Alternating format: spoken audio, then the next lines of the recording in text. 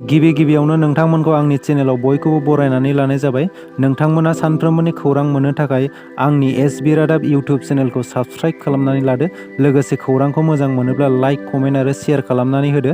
आंनि बे खौरांफोरखौ मोजां मोनगोन आरो खौरांफोरखौ जोबजासिम खोनासंलांगोन होननानै आसा खालामनाय थाबाय। दानिया नोंथांमोना खौरांखौ खोनासंलांदो।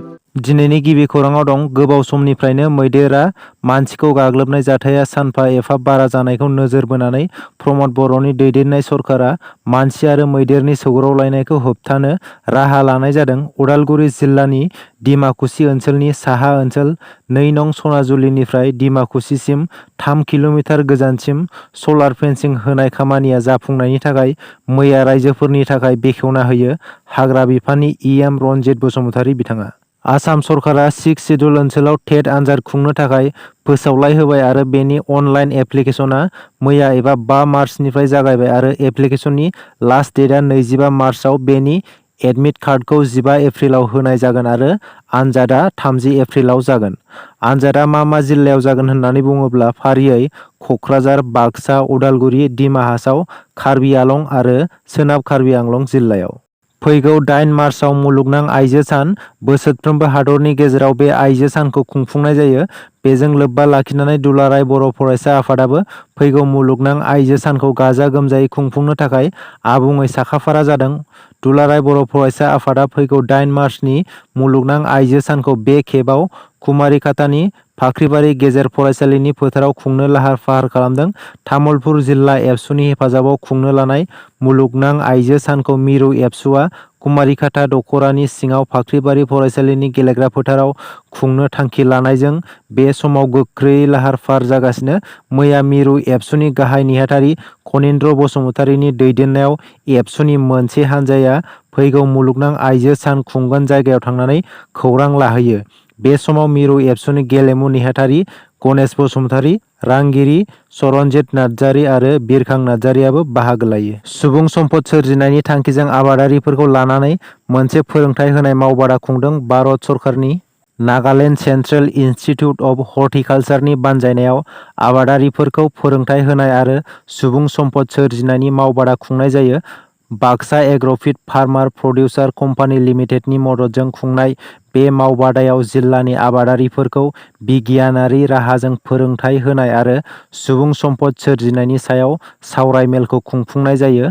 बाक्सा जिल्लानि नाग्रिजुलि, तामुलपुर, जालाह, बोरिमाखा आरो आगसिया बालाबारि बेफोर मोन 5 जायगायाव आबादखौ बिथा खालामनानै मावबादानि गेजेरजों आबादारिफोरखौ बायदि रोखोमनि आबाद मावनायनि सायाव फोरोंथाय होनाय जायो।